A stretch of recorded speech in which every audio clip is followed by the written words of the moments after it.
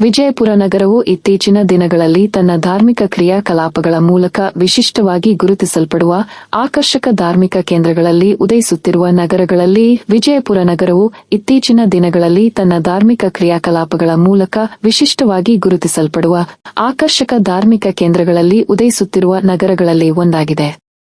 ಈ ನಗರವು ಮೂಲತಃ ಸಂಸ್ಕೃತಿಯ ನೆಲೆಯಲ್ಲಿ ಹೆಸರಾಗಿದ್ದರೂ ಇದೀಗ ಧಾರ್ಮಿಕತೆಯ ದೃಷ್ಟಿಯಿಂದ ಮತ್ತಷ್ಟು ಹಂದರವನ್ನು ಪಡೆದುಕೊಳ್ಳುತ್ತಿದೆ. ಇಲ್ಲಿಯ ಆಕಾಶವಾಣಿ ನಿಲಯದ ಹತ್ತಿರದಲ್ಲೇ ಭದ್ರವಾಗಿ ಸ್ವೈರವಾಗಿ ನೆಲೆಗೊಂಡಿರುವ ರೆಡ್ವೇಕೆ ಕೇಂದ್ರದ ಪಕ್ಕದಲ್ಲಿರುವ ರಿಂಗ್ ರಸ್ತೆಯ ಅತಲಟ್ಟಿ ರಸ್ತೆ ಬಳಿಯಲ್ಲಿ ವಿಶೇಷವಾಗಿ ಭಕ್ತರ ನಿಷ್ಠೆ ಮತ್ತು ಧರ್ಮ ಪ್ರಚಾರಿಗೆ ಸಮರ್ಪಿತರಾದ ಹೊಸದಾಗಿ ನಿರ್ಮಿಸಲಾದ ಶ್ರೀ ಜಗನ್ಮಾತಾ ಬನಶಂಕರಿ ದೇವಿ ಧಾರ್ಮಿಕ ಕೇಂದ್ರವನ್ನು ಉದ್ಘಾಟಿಸಲಾಯಿತು.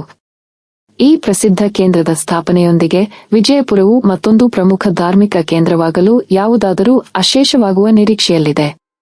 ಜಗನ್ಮಾತಾ ಬನಶಂಕರಿ ದೇವಿಯ ಈ ದೇವಾಲಯವು ತನ್ನ ನಿಯಮಿತ ಆರ್ಭಟದೊಂದಿಗೆ ಭಾರತೀಯ ಸಂಸ್ಕೃತಿಯ ಹೃದಯಪೂರ್ವಕ ಸಂಸ್ಕಾರಗಳಿಗೆ ಭಕ್ತಾದಿಗಳನ್ನು ಸೆಳೆಯುವಲ್ಲಿ ಯಶಸ್ವಿಯಾಗುತ್ತದೆ. ಇಲ್ಲಿ ಆಗಮಿಸುವ ಭಕ್ತಜನರು ದೇವಿಯ ಕೃಪೆಗೆ ಪಾತ್ರರಾಗುತ್ತಾರೆ ಎಂದು ನಂಬುತ್ತಾರೆ. ಜಗನ್ಮಾತಾ ಬನಶಂಕರ ದೇವಿಯ ಆರಾಧನೆಯಲ್ಲಿ ಪಾಲ್ಗೊಳ್ಳುವ ಮೂಲಕ ವಿಶೇಷವಾದ ಧಾರ್ಮಿಕ ಅನುಭವದೊಂದಿಗೆ ಆಯಾ ಭಕ್ತರು ತಮ್ಮ ಜೀವನದಲ್ಲಿ ಆಧ್ಯಾತ್ಮಿಕ ಶಾಂತಿಯ ಗಾನದ ಅನುಭವವನ್ನು ಪಡೆಯುತ್ತಾರೆ.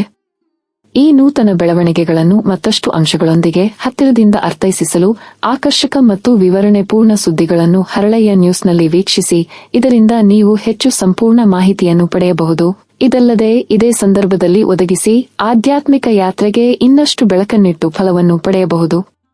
ಈ ದೇವಾಲಯವು ತನ್ನ ನಿಯಮಿತ ಆರ್ಭಟದೊಂದಿಗೆ ಭಾರತೀಯ ಸಂಸ್ಕೃತಿಯ ಹೃದಯಪೂರ್ವಕ ಸಂಸ್ಕಾರಗಳಿಗೆ ಭಕ್ತಾದಿಗಳನ್ನು ಸೆಳೆಯುವಲ್ಲಿ ಯಶಸ್ವಿಯಾಗುತ್ತದೆ.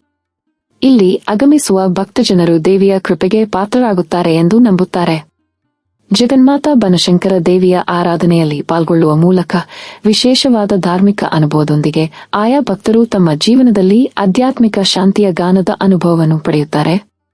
ಈ ನೂತನ ಬೆಳವಣಿಗೆಗಳನ್ನು ಮತ್ತಷ್ಟು ಅಂಶಗಳೊಂದಿಗೆ ಹತ್ತಿರದಿಂದ ಅರ್ಥೈಸಲು ಆಕರ್ಷಕ ಮತ್ತು ವಿವರಣೆಪೂರ್ಣ ಸುದ್ದಿಗಳನ್ನು ಹರಳಯ್ಯ ನ್ಯೂಸ್ನಲ್ಲಿ ವೀಕ್ಷಿಸಿ. ಇದರಿಂದ ನೀವು ಹೆಚ್ಚು ಸಂಪೂರ್ಣ ಮಾಹಿತಿಯನ್ನು ಪಡೆಯಬಹುದು. ಇದಲ್ಲದೆ ಇದೇ ಸಂದರ್ಭದಲ್ಲಿ ಒದಗಿಸಿ ಆಧ್ಯಾತ್ಮಿಕ ಯಾತ್ರೆಗೆ ಇನ್ನಷ್ಟು ಬೆಳಕನ್ನಿಟ್ಟು ಫಲವನ್ನು ಪಡೆಯಬಹುದು.